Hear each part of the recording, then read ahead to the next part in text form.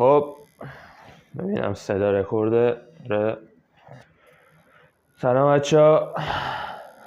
ساعت 12:15 دیشب قبل از خواب ساعت 2 داشتم فکر می‌کردم که آیا بسازم نسازم. بعد گفتم خب چند نفر میتونن شبیه من باشن یا من میتونم شبیه چند نفر باشم. ساکت. هیچ. گفتم بیام ویدیو بسازم ببینم میشه. البته میشه که من واسه چیزی خاصی درست نمی‌کنم. دوست دارم اونایی که شبیه خودمو بشناسم یا شما منو بشناسید ببینید هستن و زیادن. حالا اصلا موضوع راجع به چیه؟ شما بابا دهنتو سرویس ساکت دقیقه. مطمئنم مثلا همه به خودتون فکر کردید اینستا رو بالا پایین کردید که آقا خسته شدید با خودتون. حالا کاری با اینستا ندارم، از خودتون خسته شدید. حالا این خسته شدن اصلا یعنی چی؟ این خسته شدن به نظر من ناشی از پیشرفت نکردنه. یعنی شما روز به روز دارید روزاتون پشت سر هم دیگه میرن و خب میبینید هیچ پیشرفتی نکردید، نسبت به دیروز همونید یا بدتر شدید. بعد گفتم خب منم همینم، نه پیشرفت کردم تازه دارم بدترم میشم، چیکار کنم؟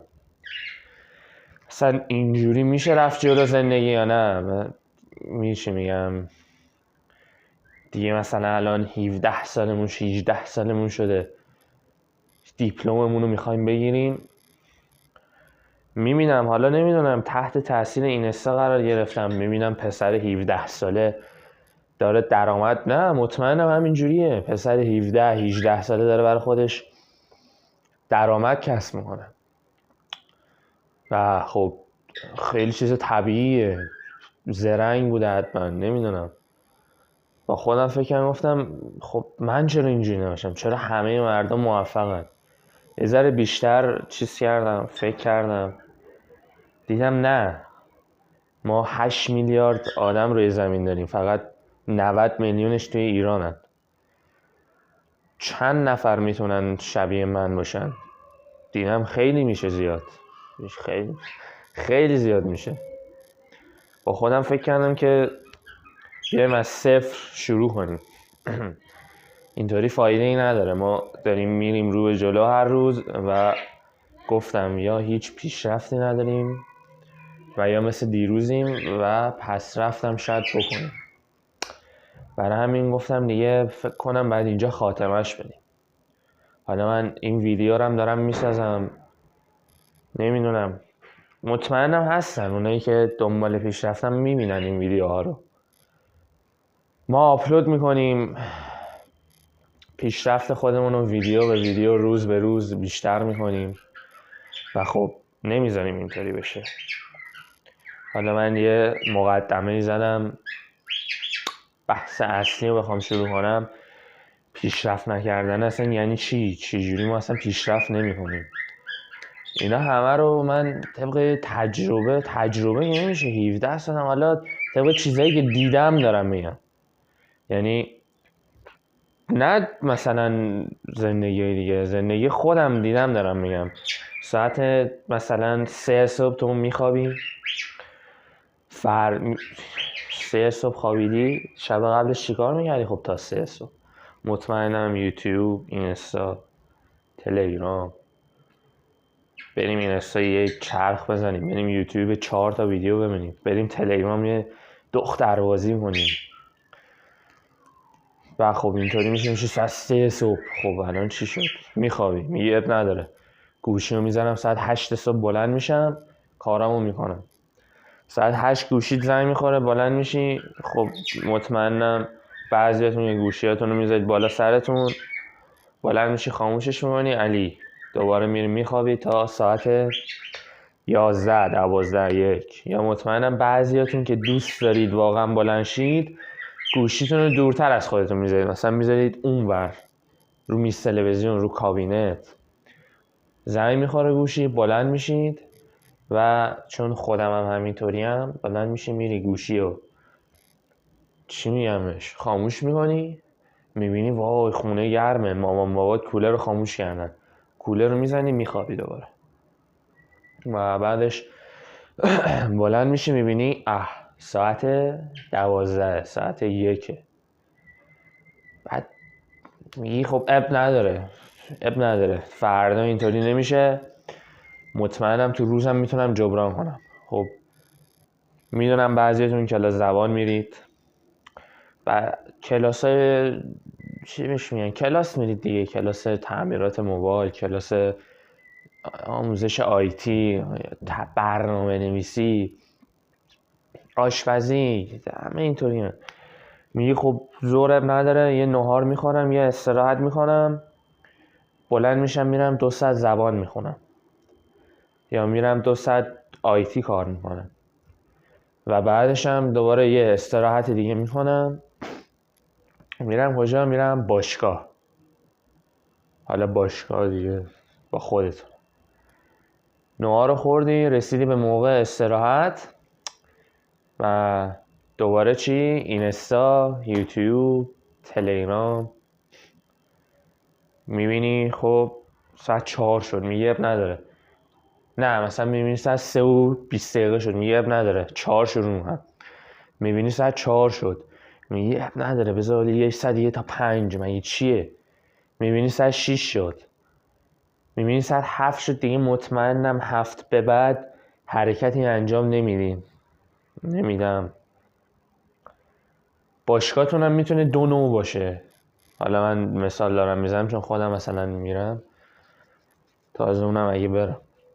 بدنسازی، خب بدنسازی، البته بدنسازی هم میشه مربی داشته باشی. حالا من مثالا رو میزنم. بدنسازی دست خودته، میتونه باشه. خب میگی مثلا ساعت 5 من میرم باشگاه، کسی هم نیست باهات کاری داشته باشه، پا میشی یا میری یا نمیری، یا اینستایی یا یوتیوبی، مامانت داره میگه پاشو برو دیگه بابا، تا کی میخوای بشینی اینجا؟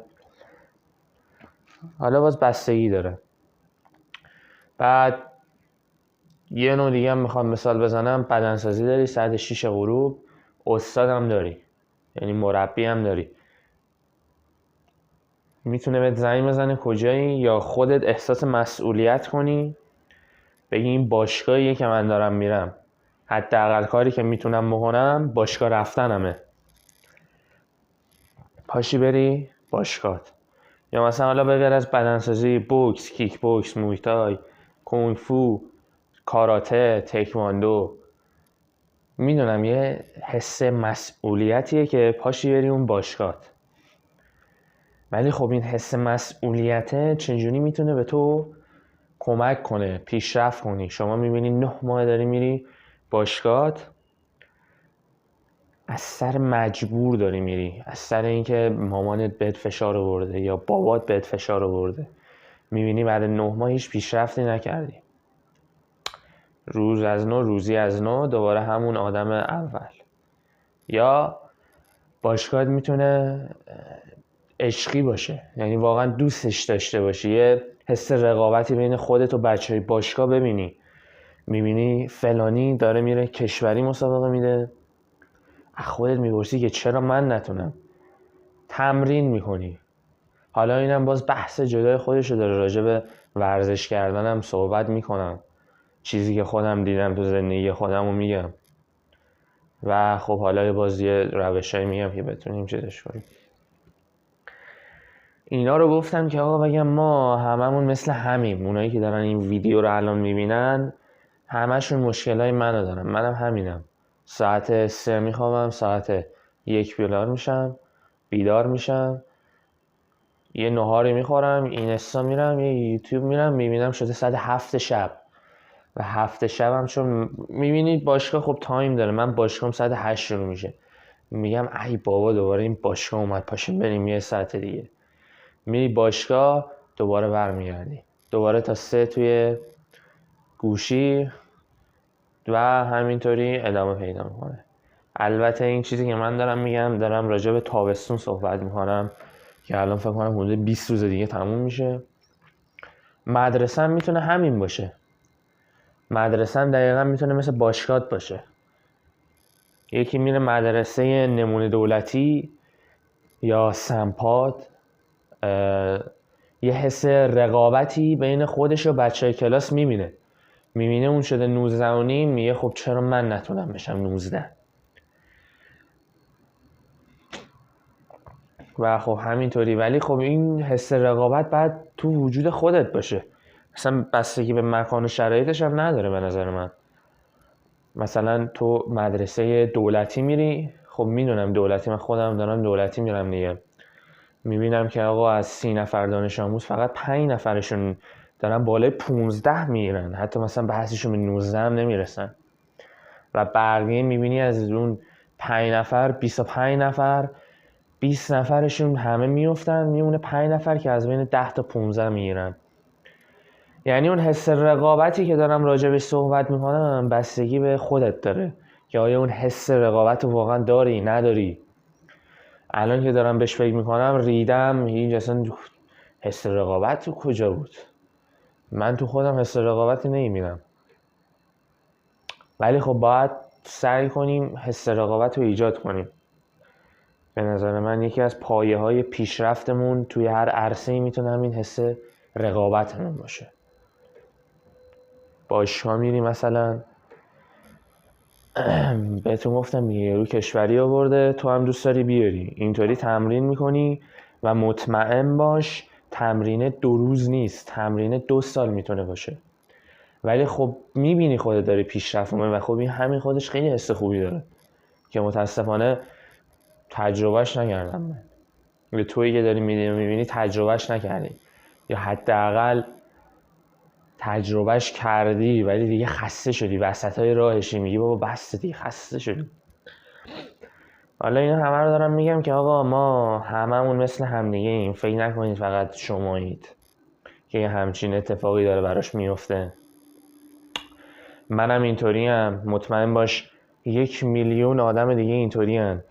تو 16 سالته، 17 سالته، اصلا سن نمیشناسه، میبینی 30 سالته ولی باز نشستی خونه. من دارم میبینم ما یه رفیقی داشتیم میرفتیم بیرون، مثلا اون موقع کلاس 7م 8م میرفتیم پارک فوتبال بازی میکردیم، پسر 29 سالش بود، باباش داشت بهش پول میداد.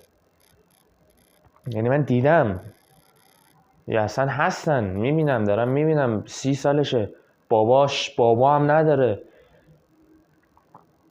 مادرم میبینی نداره، داره میره کار میکنه، خب دمش گرم، همون کاره که میکنه اوکیه، ولی میبینیم ماهی 10 میلیون داره حقوق میگیره. به نظر شما اصلا 10 میلیون میشه اصلا جواب میده تو این جامعه تخمی، تو این مملکت؟ نه جواب نمیده عمرن. سن نداره واقعا.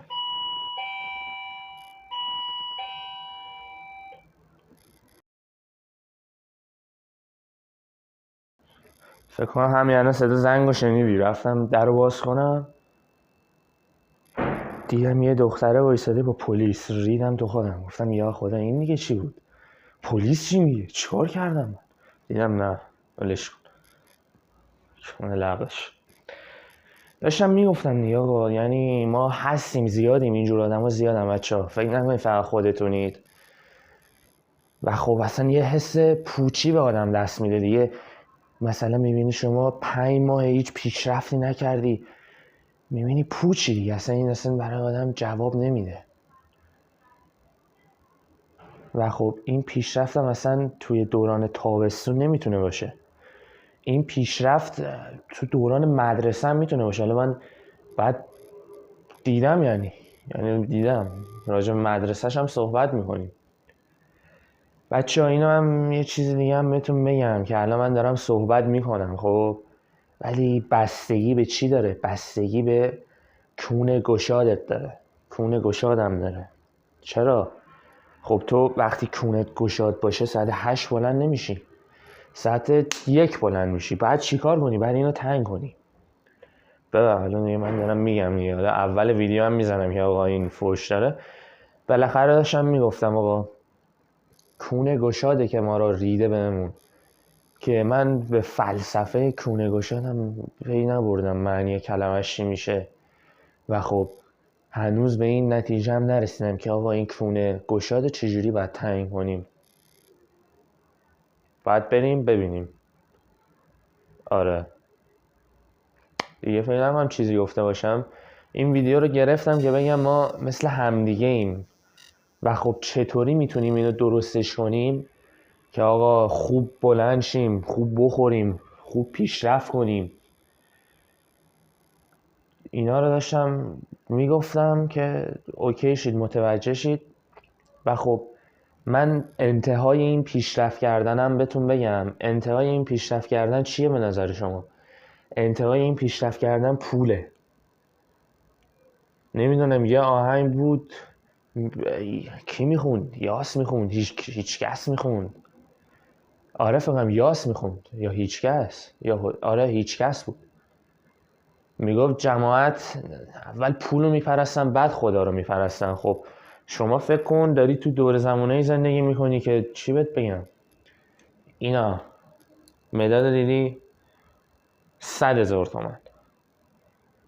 خب تو 10 میلیون حقوق میگیری، 100,000 تومن دادی به مداد. یا مثلا میری بیرون گوشت کیلویش 800,000 تومن.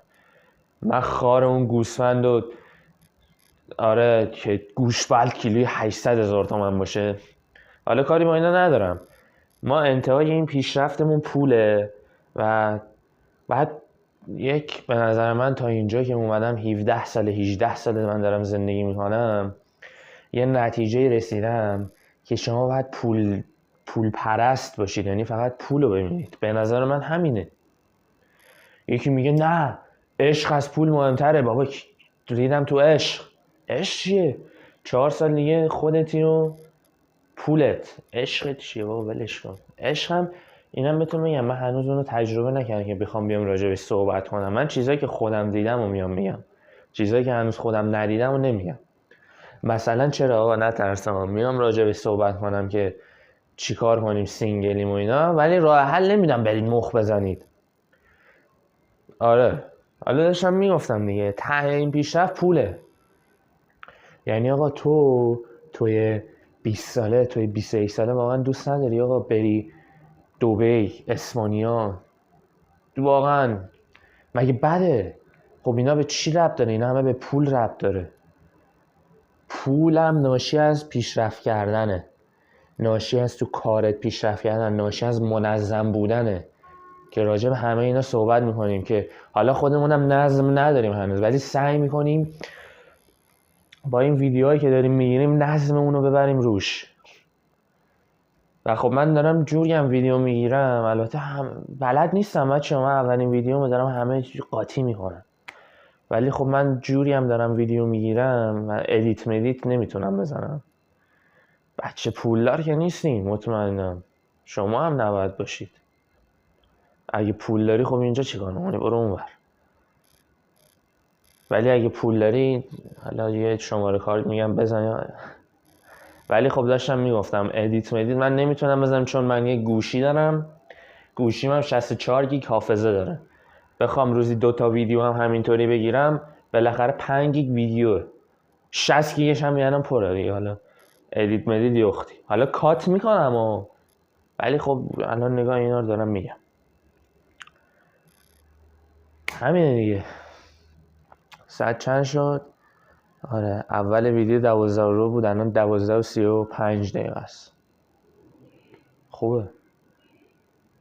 پس راجبش صحبت میکنیم. چیکار باید کنیم؟ ذهنمون رو باید منظم کنیم. اینجوری نمیشه ادامه داد. همین دیگه.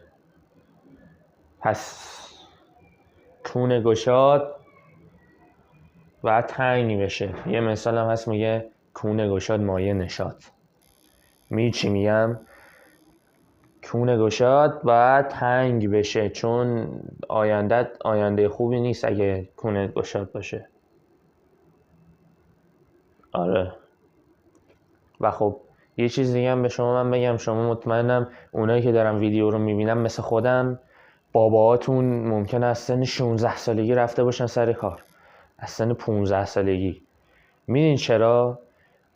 چون آقا اصلا اون موقع شما دقت کنی این اینستاگرام نبود، تلگرام نبود، بابا اصلا پا گاییدن ما رو اینا. این تلگرام و اینستا و یوتیوب ما رو گاییدن. بچه‌ها زیاد نرید سمتشون. صحبت می‌کنیم. ببخشید. خداحافظ.